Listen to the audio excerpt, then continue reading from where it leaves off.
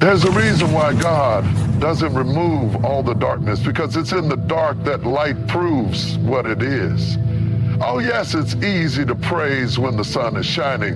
It's easy to dance when the harvest is full. It's easy to rejoice when doors are opening, favor is flowing, and everybody's clapping for you. But what about when you're in the night season? What about when the people you trusted walked away? When the prayers feel unanswered? When the sickness lingers, when the marriage is shaky, the finances are funny, and your faith feels thin? That's where the light of God shines brightest. Let me tell you something. God doesn't need daylight to be God. He was God before there was a sun, and he'll be God if it goes out. When God said, "Let there be light," there was no sun, no stars, no lamp, no torch. Just his word piercing through chaos, saying, "Light, be." And that same word is speaking over your situation right now. God is not intimidated by your darkness. He doesn't fumble, panic, or turn away. He steps in it. He walks through it. He sits with you in it. And when the time is right, he brings the light that cannot be put out. Listen, don't curse the night. The night is where visions are born. The night is where roots grow deep. The night is where God teaches you who he is, so that when the light comes, you know who you are. I feel like telling somebody today, the darkness didn't come to destroy you. It came to develop you, to awaken the light that's already inside you, to remind you that even if the lights around you go out, the light within you never will. You are not abandoned. You are not forgotten. You are not lost. You are a carrier of divine light. And God's light is not seasonal. It doesn't flicker when storms come. It doesn't fade when people leave. It doesn't dim because of your past. The darker the place, the brighter the light. So stand firm, child of God. Shine where you are. Declare his glory in the middle of your gloom, because when the light of God shows up in the darkness, everything changes. There is something about the dark that makes most people uncomfortable. Something about the unknown, the uncertainty, the silence that can feel suffocating. We don't like the dark places of life, the pain, the confusion, the waiting. We long for the daylight seasons, the mountaintop moments, the victories, the celebrations. But if you walk with God long enough, you'll begin to discover that the dark is not the absence of his presence. It's often the place of his most profound revelation. When God created the world, the scripture says that the earth was formless and void, and darkness was upon the face of the deep. Darkness was there before light was ever spoken. And in the middle of that darkness, God didn't back away. He didn't wait for conditions to improve. He didn't wait for things to brighten up. Right in the midst of that void and chaos, he spoke, "Let there be light." And the light didn't come from the sun. The sun wasn't even created until days later. That light came from him. It was not dependent on anything external. It was not borrowed from another source. It flowed from his own being. And that same light is what he deposits into his people. You see, it's one thing to believe in the light when you can see it with your eyes. It's another thing to believe when you're surrounded by shadows, when you're standing in a season where nothing makes sense, when your prayers seem to echo in the silence, when the people you counted on have walked away, when the door you believed God would open seems locked tight. Those are the moments where the light of God isn't just theory. It becomes your lifeline. It becomes the evidence that even though everything around you is dark, everything inside you is not. You don't need a lamp at noon. You don't need a candle when the sun is blazing overhead. It's in the deep night, in the thick silence, in the hidden places where the light becomes necessary, where it becomes precious. God's light doesn't just exist in the darkness, it thrives in it. His light cuts through the confusion. It invades depression. It silences fear. It confronts lies. It pushes back despair. And it doesn't flicker when the wind blows. It doesn't fade under pressure. It doesn't depend on the economy or the doctor's report or how many people like your post on social media. His light is steady, constant, eternal. Some of the greatest revelations in Scripture happen at night. Abraham looked up at the stars when God promised him descendants. Jacob wrestled with God in the dark until the day broke. The children of Israel were guided by a pillar of fire by night. And it was in the night that the angel came to Joseph in a dream and told him not to be afraid to take Mary as his wife. Even the Savior of the world was born in the middle of the night, while the world slept and shepherds watched, and on the night he was betrayed. Jesus gave us the greatest light of all. Not my will, but yours be done. There is divine activity happening in the dark. Just because you can't see it doesn't mean God isn't working. Just because you can't feel him doesn't mean he has left you. Just because you don't have the answers doesn't mean he isn't the answer. Sometimes he hides you in the dark to develop you, to protect you, to prepare you. The seed doesn't grow in the sunlight first. It is buried, covered, concealed in dirt and shadow. And in that hidden place, something starts to shift. Roots grow, life forms. Something unseen is happening before anything is visible. So don't mistake the darkness for death. Don't assume that just because things are quiet, God is not moving. Some of the most important chapters of your life are written in the dark. That heartbreak, that wilderness, that lonely night with tear-stained pillows, that was where God was birthing something in you. A deeper strength, a wiser heart, a stronger faith, a richer love, a clearer vision. That's the light, baby. That's the light of God, refusing to be extinguished by what you've been through. You are not forgotten in the dark. God is not only the God of the mountain. He is the God of the cave, the God of the midnight hour. He does not need perfect conditions to perform miracles. He does not need everything to be in place. He is the source. His light does not need a platform to shine. His glory does not need the approval of man to manifest. He is God in the dark just as much as he is God in the light. And here's the truth. What you learn in the dark will carry you in the light. When you come out of this season, you're not just coming out with survival. You're coming out with revelation. You're coming out with anointing. You're coming out with clarity. You're coming out with a testimony that says, if it had not been for the Lord who is with me in the dark, I wouldn't have made it.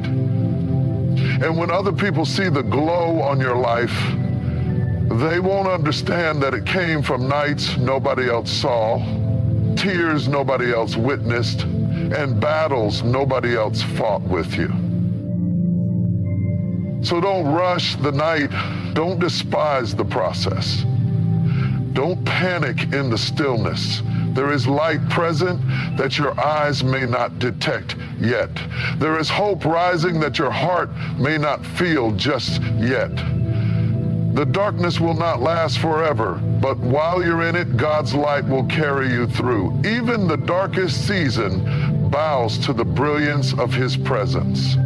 Even the most stubborn night must yield to the dawn. And while others are trembling in the shadows, you can stand with peace because you know the truth.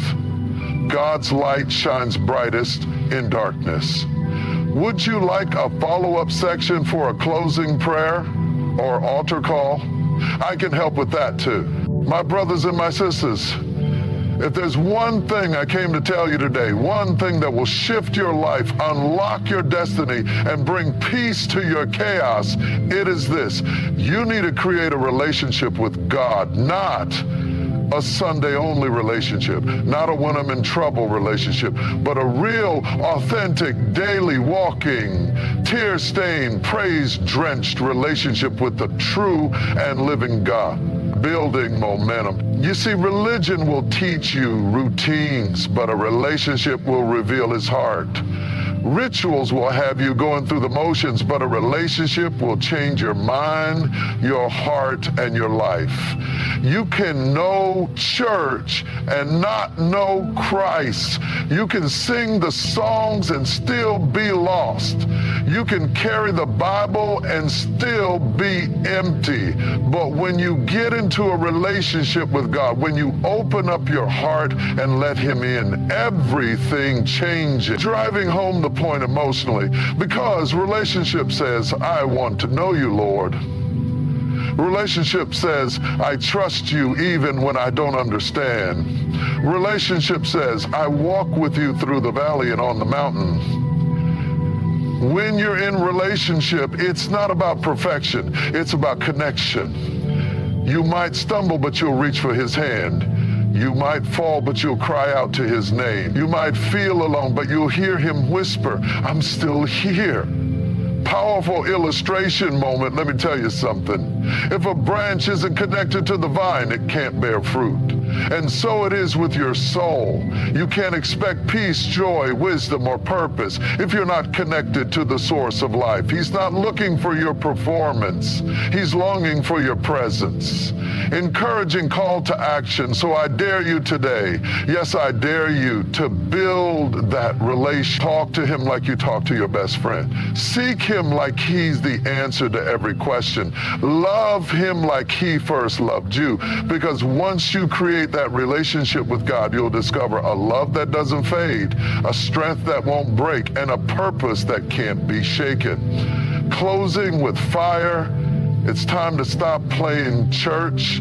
It's time to stop dating God on Sundays. It's time to enter into covenant, to walk with Him, to know Him, to love Him, to create a relationship with God and watch Him turn your world upside down so He can set it right side up. We live in a world where many people know about God, but few truly know Him. They know the rituals, the customs, the traditions. They know when to stand and when to sit, when to clap and when to bow.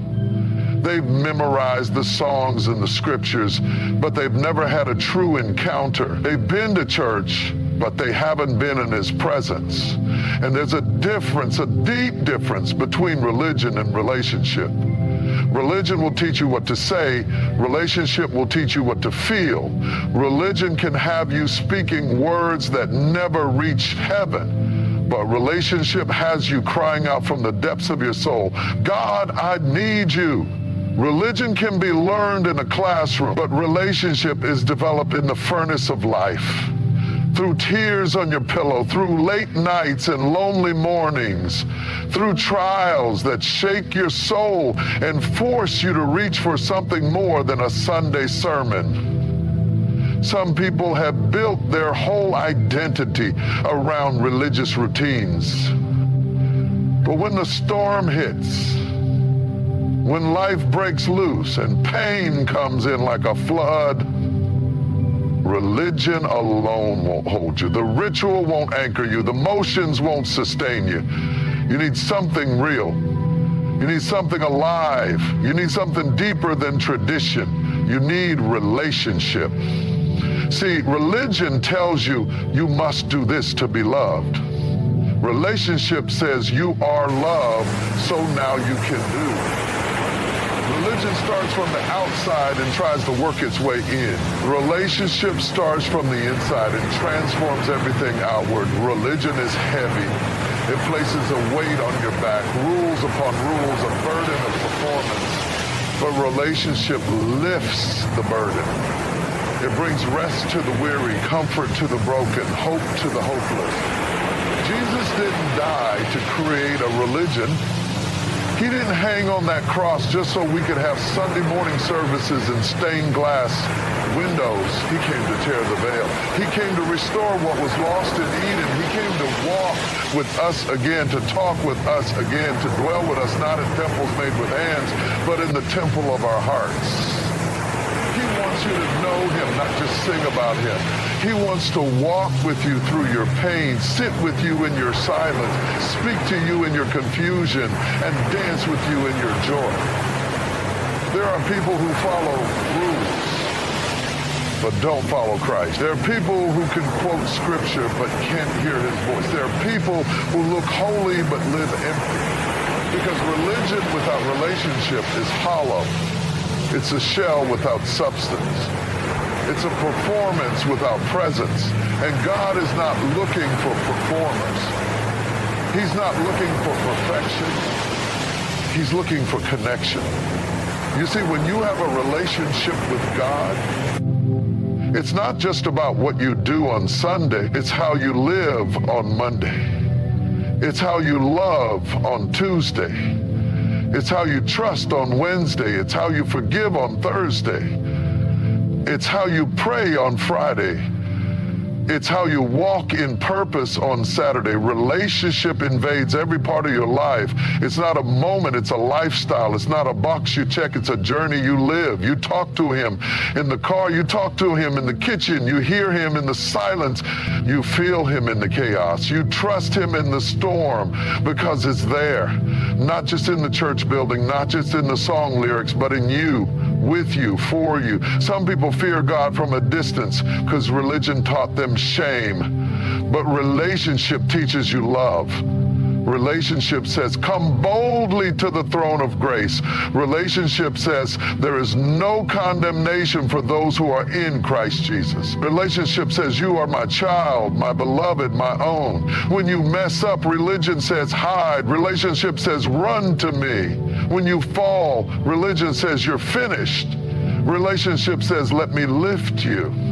And let me tell you, when you've tasted relationship, you can't go back to cold, lifeless religion. You can't go back to pretending. You can't go back to performance. Because your soul cries out for something real, something alive, something personal. You need his voice, not just someone else's sermon. You need his word to leap off the page and into your heart. You need to feel him whisper in the midnight hour, I'm still here. People will fail you. Religion might disappoint you. Churches may hurt you. But God is not religion. God is not rules. God is not performance. He is love. He is spirit. He is Father, and he's calling you not to a list of do's and don'ts, but to a walk, a relationship, a communion. When you understand that, your whole life shifts. You stop striving and start abiding. You stop faking and start feeling.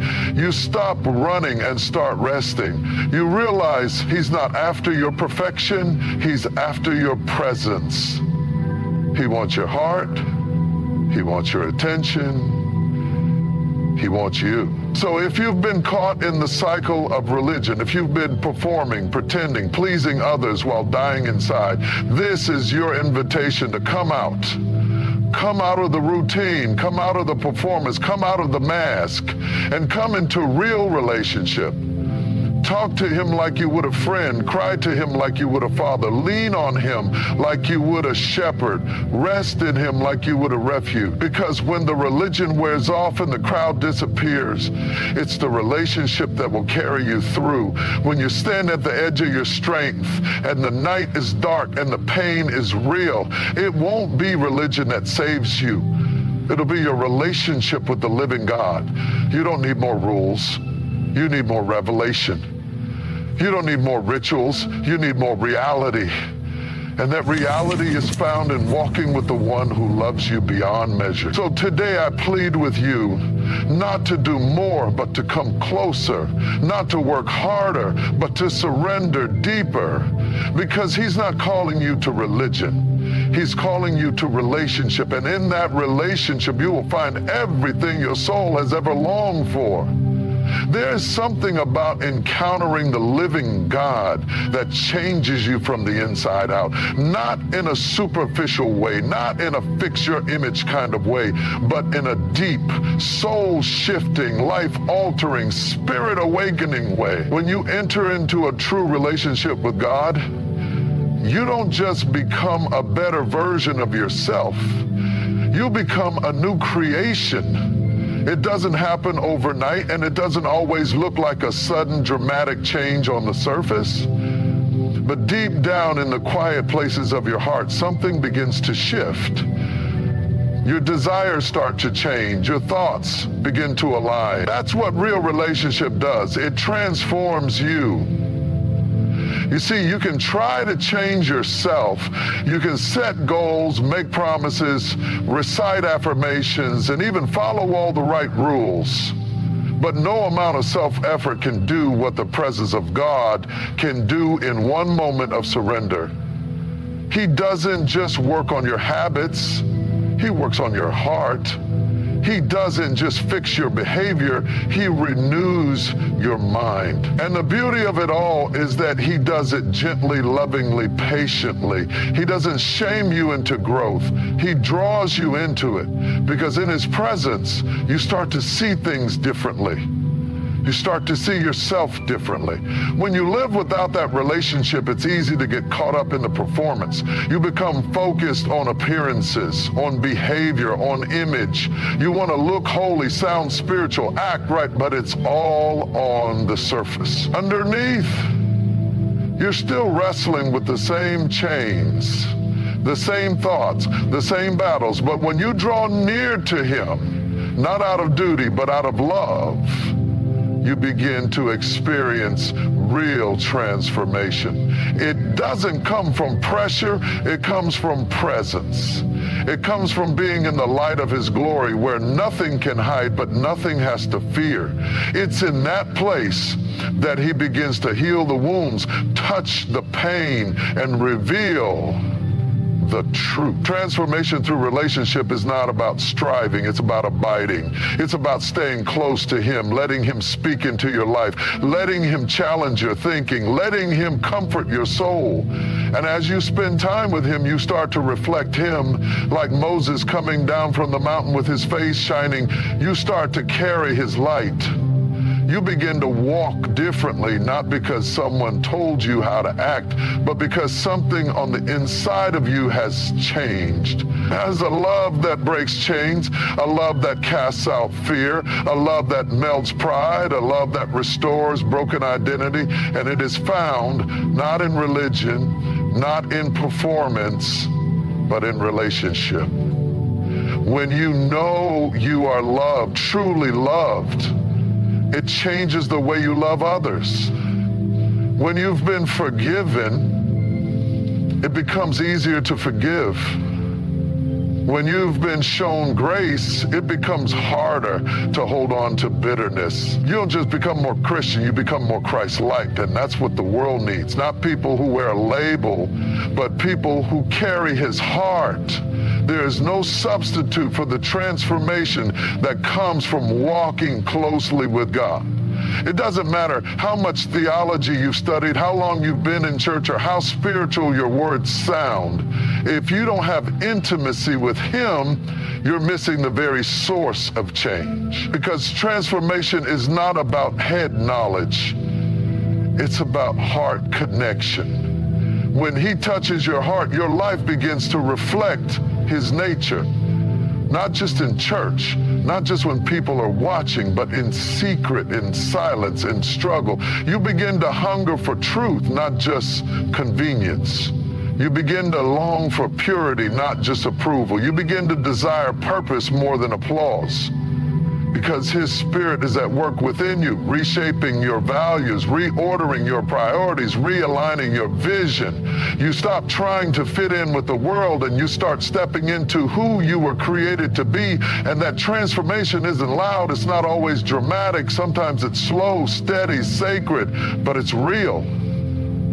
The things that used to attract you don't hold the same pull anymore. The habits that once controlled you begin to loosen their grip. The thoughts that used to torment you lose their powers, not because you've mastered self-control, it's because you've allowed the Master to take control. He doesn't just change what you do, He changes what you want to do. He replaces your striving with surrender, your fear with faith, your confusion with clarity. And even when you fall, even when you stumble, even when you go back to old patterns, because we all do, He doesn't throw you away. He doesn't give up on you. That's the power of relationship. It keeps working even when you're weak. It keeps loving even when you're unlovable. It keeps transforming you through every trial, every failure, every victory. He is not done with you. He is still writing your story.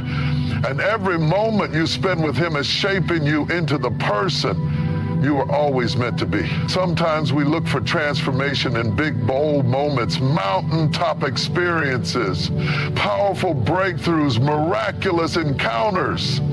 But real transformation often happens in the small, quiet moments. In the morning when you whisper his name. In the middle of the day when you ask for strength. In the evening when you pour out your heart to him. Those moments matter. They shape you. They mold you. They draw you deeper. You don't have to be perfect to be transformed. You just have to be present with him, honest with him, open to him, and little by little, day by day, he will change you. Not into someone else, but into the truest version of who he made you to be. He will strip away the lies you believed, the wounds you carried, the masks you wore, and he will reveal the beauty, the power, the purpose that was hidden beneath it all. So don't chase transformation, chase him. Don't focus on fixing yourself. Focus on following him. Because as you walk with him, he will do what no self-help book, no motivational speech, no religious checklist can ever do. He will transform you from the inside out. He will make you new. He will make you whole. And you'll look back one day and realize you are not who you used to be. And it wasn't because you worked harder. It was because you walked closer. And that, my friend, is the miracle of relationship with God. It doesn't just change your path, it changes you. So many of us walk through life with a weight we were never meant to carry, a burden of trying to be perfect, of trying to earn love, to earn acceptance, to prove we're good enough. We strive, we perform, we put on masks and costumes and scripted smiles, hoping no one sees the cracks underneath. We've been taught, whether by words or by wounds, that we must be flawless before we are worthy, and somehow we've projected that same broken idea onto God. We believe he is standing at a distance, arms crossed, waiting for us to get it all together before he'll draw near. But that is not the heart of the God who created you. God never asked for perfection. He asked for presence. He never demanded flawless performance. He invited real relationship. From the very beginning, he walked in the garden not to inspect Adam and Eve's behavior, but to be with them, to commune with them, to connect with his creation. It was always about love. It was always about nearness. And that desire has never changed. Think about some of the greatest men and women in the Bible. Moses, for example, spent 40 years in the desert in what seemed like isolation. He was removed from the comforts and influences of Egypt, far away from the people he once knew. And during that time, God wasn't punishing Moses, he was preparing him. God was shaping Moses in the wilderness, teaching him patience, humility, and the character he would need to lead the people of Israel out of bondage. If Moses had not been isolated in the desert, he would not have been ready to fulfill the calling that God had placed on his life. It was in that wilderness, away from the distractions, away from the opinions of others, that Moses found his true purpose. Consider David, the young shepherd boy.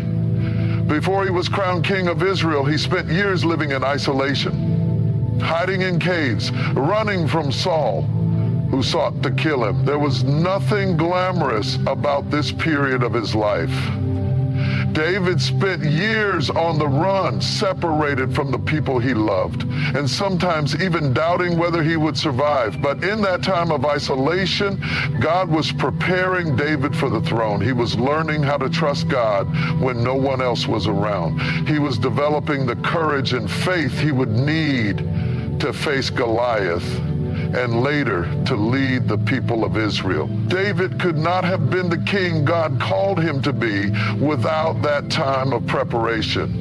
The isolation was not a punishment, it was the divine preparation that God used to make him strong, to make him ready.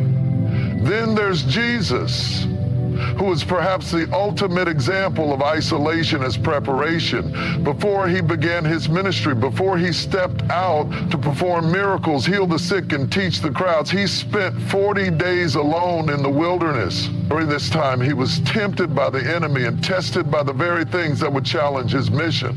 And after this period of isolation and preparation, Jesus emerged with power, ready to fulfill the purpose God had sent him to accomplish. That time in the wilderness wasn't a punishment. It was a time of strengthening, of preparation, and of spiritual development. If God used isolation to prepare Moses, David, and Jesus for their purpose, then surely he is using the isolation in your life to prepare you as well. We may not always understand it in the moment, but there are divine purposes behind every season of isolation. In the quiet, in the stillness, God is doing something deep inside of you. He is shaping your character, refining your faith, and drawing you closer to him. He is teaching you to rely on him fully, not on the approval or opinions of others. In the silence, you can hear his voice more clearly.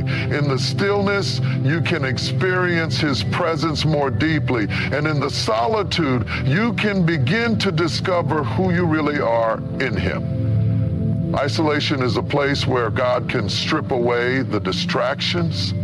It's in those quiet moments that we realize how much we've been relying on the validation of others. We can become so dependent on the applause of the crowd, the approval of the people around us, and the affirmation of social media likes that we lose sight of who we truly are in Christ. But in the wilderness, in the place of isolation, God takes all of that away. He removes the noise and the clutter so that you can hear him clearly. He clears the path so you can see what he has for you next. The isolation becomes a holy space where you can reconnect with your true identity without the influence of external forces. It's also in these seasons of solitude that God works on the inside of us. He starts to deal with the things in our hearts that we might not have even been aware of. The hidden fears, the insecurities, the wounds from the past. God uses these times of isolation to heal those areas that need restoration. It's in the quiet moments that we are able to face ourselves honestly, to confront our weaknesses and allow God to work in us. And it's in that process that we begin to emerge stronger, more refined, and more prepared to step into the destiny he has for us. But the key to understanding isolation as preparation is to recognize that it is a time of growth. Growth doesn't happen in the noise. It doesn't happen in it doesn't happen when everything is going smoothly and we are surrounded by people who affirm us. Growth happens in the moments when we are alone, when it's just us and God, when we are stretched beyond our limits and pushed to trust him in ways we've never had to before. That's where transformation takes place. That's where the real work is done. So if you find yourself in a season of isolation right now, don't despair. Don't think that God has forgotten you or that he's punishing you. He is preparing you. He is refining you. He is drawing you closer to himself. He is teaching you to stand on your own 2 feet, to trust in his faithfulness and to rely on his strength. He is getting you ready for what's coming next. And when the time is right, when you have been fully prepared, he will bring you out of this season and into the fullness of your calling. Isolation is not punishment. It is the place where God works, where he builds, where he strengthens, and where he prepares. And when you come out of this season, you will emerge stronger, wiser, and more equipped to fulfill the purpose he has placed on your life. So embrace this season of isolation, knowing that it is a season of divine preparation. Trust that God is working behind the scenes, even when you can't see it. He is preparing you for something greater than you could ever imagine. When you begin to walk with God daily, something powerful starts to happen inside of you. It's not a one-time experience or a fleeting moment of inspiration. It's a continual transformation, a gradual but profound change that occurs deep within your soul. The act of walking with God every day is not just about following a set of rules or trying to live a perfect life. It's about embracing a relationship with the creator of the universe that alters your heart, your mind, and ultimately your entire existence. Walking with God daily doesn't just change your circumstances. It changes who you are from the inside out. The more you spend time with God, the more you begin to reflect His character. At first, it may feel like you're taking baby steps, struggling to understand His voice or discerning His will. But as you keep walking with Him, day after day, you begin to notice subtle shifts in your heart. The way you respond to situations changes. The way you think shifts. The way you view people, challenges, and even yourself begins to transform. Walking with God daily isn't a path that simply leads you to the destination of purpose. It is a process of becoming more like Him along the way. When you walk with God, you begin to develop a deeper sense of peace. In the busyness of life, it's easy to get caught up in the chaos. The noise of the world can drown out your inner calm, and the weight of responsibilities and worries can make you feel overwhelmed. But when you spend time with God every day, you find yourself anchored in a peace that surpasses all understanding. His presence settles your spirit in ways nothing else can. No matter what storms or challenges you face, you begin to carry this unshakable peace within you because you know that God is with you, guiding you, comforting you. The more you walk with Him, the more you realize that He is your source of stability, your rock, and your refuge. Daily communion with God also teaches you the power of surrender. Walking with God means that you are not in control of every detail of your life. It means submitting your will to His will, trusting that His plans for you are far greater than anything you can imagine. In a world that constantly encourages self-reliance, walking with God daily teaches you that true strength comes from relying on His wisdom, His direction, and His timing. There are days when you may not understand why things are happening the way they are, but as you continue walking with God, you learn to trust Him more. You learn to surrender your fears, your doubts, and your desires to Him, knowing that He holds your future in His hands. One of the most profound changes that come from walking with God daily is the transformation of your heart. God sees the heart of man. He sees the things that others don't see, the things that sometimes we don't even notice about ourselves. When you choose to walk with God, you open yourself to the refining work of His Spirit. He begins to work in the hidden places of your heart, gently but consistently removing the bitterness, the unforgiveness, the insecurities, and the selfishness that can take root. Walking with God daily isn't just about behavior modification. It's about heart transformation. Over time, you begin to notice that the things that once bothered you no longer have the same grip on you. You begin to love more freely, forgive more easily, and show grace more abundantly because God's love and grace have been poured into your heart.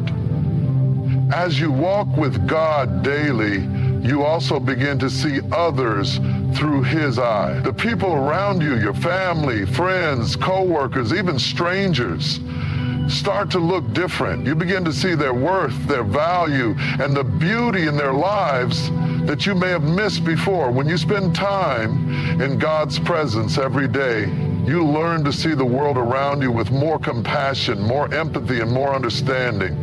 You start to see that every person you meet is a child of God, deserving of love, respect, and kindness. Your relationships begin to deepen as you allow God's love to overflow through you to others. Walking with God doesn't just change you, it changes the way you interact with the world. There's also an undeniable shift in your attitude. When you walk with God daily, life is filled with ups and downs, highs and lows, and many unexpected twists and turns. But when you walk with God every day, you develop a new perspective on your circumstance. You realize that your trials are not the end of the story. They are part of a bigger picture that God is working out in your life. Instead of being overwhelmed by setbacks, you begin to see them as opportunities for growth, as moments when God is stretching your faith and refining your character. The more you walk with Him, the more you realize that He is not just walking with you through the good times, but He is walking with you through the challenges, providing you with the strength, wisdom, and courage to overcome. Another way walking with God changes you is in the way you respond to temptation. Life is full of temptations, distractions, desires, and choices that try to pull you away from God's path. But when you walk with Him daily, you develop a deeper sensitivity to His voice. You begin to recognize the subtle promptings of the Holy Spirit, leading you away from what is harmful and guiding you toward what is good. The more you spend time with God, the stronger your ability to resist temptation becomes. You realize that sin doesn't just hurt you, it hurts your relationship with God, and that's the last thing you want. The more you walk with Him, the more you want to please Him, and as a result, you find yourself making choices that honor Him rather than succumbing to temptation. Daily walking with God also empowers you to walk in His purpose for your life. The more you spend time with Him, the clearer His calling becomes. You begin to understand your unique role in His plan and develop a passion to fulfill it. Whether that means serving others, pursuing your career with excellence, or raising a family with love and faith, walking with God daily allows you to step into the fullness of your purpose. It's no longer about following your own dreams or pursuing your own goals. It's about aligning your life with God's will, knowing that His plans for you are always better than anything you could dream up on your own. Walking with God changes you in ways that are hard to put into words. It's not just a surface change.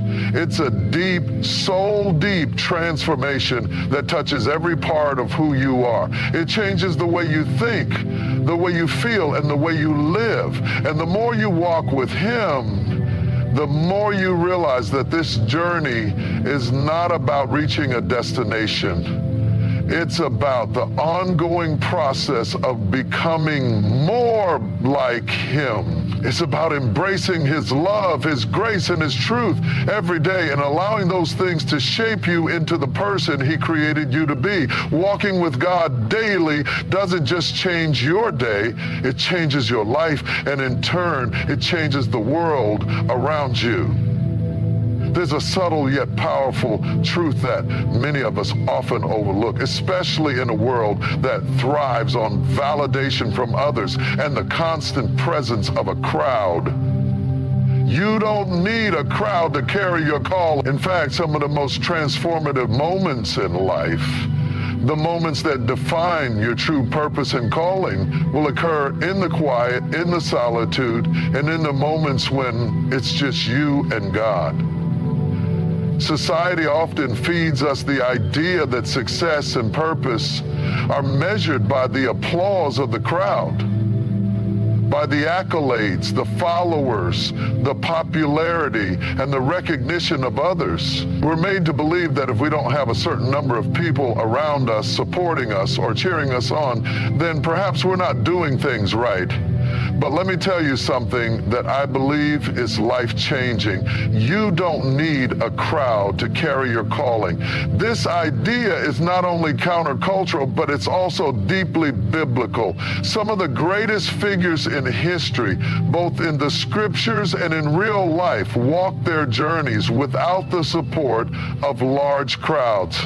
They walked their paths in obscurity, often misunderstood, rejected, and overlooked by others. Yet, they carried their callings with conviction, and in doing so, they changed the course of history. Think about the prophet Elijah, for instance. He wasn't surrounded by a group of people cheering him on as he delivered God's message to Israel.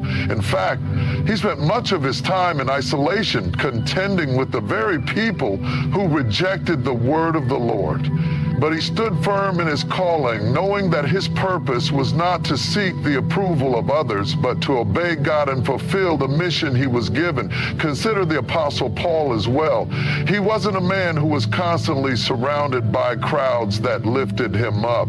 In fact, much of his ministry was marked by hardship, loneliness, and rejection. He was often in prison or in places where he had little human support. Yet Paul never wavered in his calling. He never needed the applause of the masses to stay committed to the mission God had given him. He understood that his purpose was not defined by public opinion, but by the divine calling he had received from God. His life is a testament to the truth that a calling doesn't need a crowd to be powerful or significant. All that's needed is obedience to God and a heart that says, I will go where you lead me, even if I have to go alone. Sometimes the absence of a crowd is exactly what you need to grow into your calling. Think about the times in your life when you were alone, when it seemed like no one understood your dreams or supported your mission. In those moments, you may have felt lost or discouraged, wondering if you were on the right path. But those moments of solitude are often the times when God does his deepest work in you. It's in the quiet that he speaks the loudest. It's in the isolation that he strengthens your character and deepens your reliance on him. When you're not surrounded by the noise of others, you can hear his still, small voice more clearly. It's in the silence that he refines your purpose, aligns your heart with his will, and prepares you for the next step in your journey.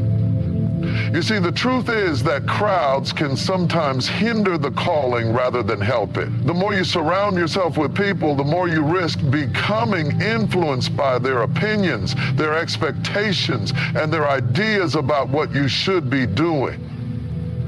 In the midst of a crowd, it's easy to lose sight of what God has uniquely called you to do because you start comparing your path to everyone else's. You begin to measure your success by their standards, not by God's. But when you walk in solitude, when it's just you and God, you are free to hear his voice clearly and walk with confidence in the direction he's calling you.